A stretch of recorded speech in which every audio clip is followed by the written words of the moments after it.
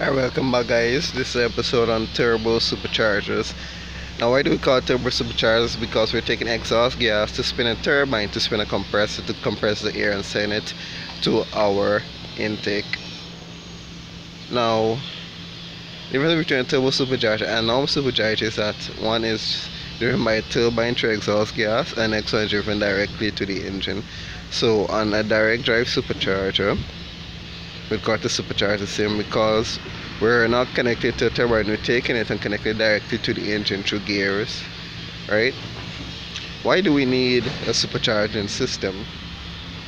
Now, aircraft that are normally aspirated are limited to 10,000 feet because we lose a lot of power from the engine, right?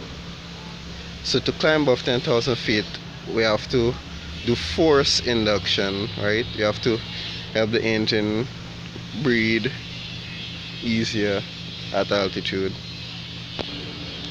Now, how do we do this? Our turbine is connected to our exhaust system. And we take the exhaust gas to spin the turbine, which is connected directly to our compressor impeller. It's similar to a gas turbine engine where you have a compressor and a turbine. The turbine does the work to spin the compressor. So if you understand gas turbine engines, you pretty much understand this already. This system here uses a centrifugal compressor.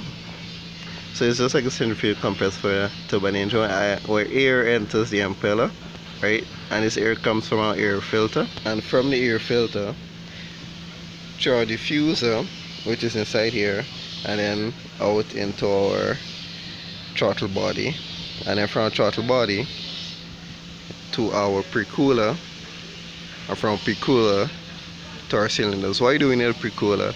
Remember, we're adding energy into this air, kinetic energy, and then we're diffusing it to raise the pressure.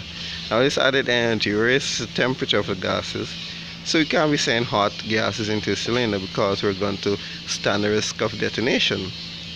So we don't want detonation to happen, so we're cooling the air before we send it into our intake manifold. So right here we have our air filter and intake assembly.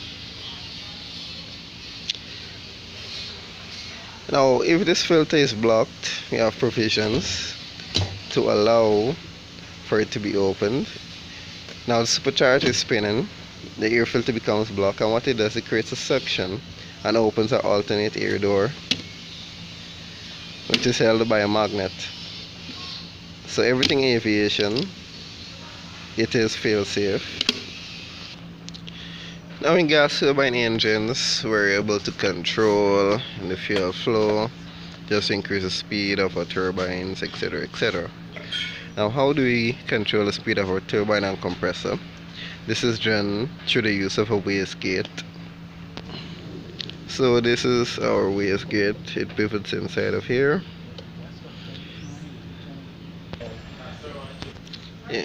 Yes, our wastegate controls the amount of airflow going through our turbine. We could either bypass this air or send directly to our turbine to increase the speed. How does this wastegate valve really operate? So over here we have our wastegate actuator. Our wastegate actuator moves this arm, and also connected to this arm is a spring assembly. The spring helps to keep it open. Yeah, the spring keeps the valve open and the oil pressure moves the actuator to close the valve. Alright, I'll be back guys with the next episode on part 2 of turbochargers.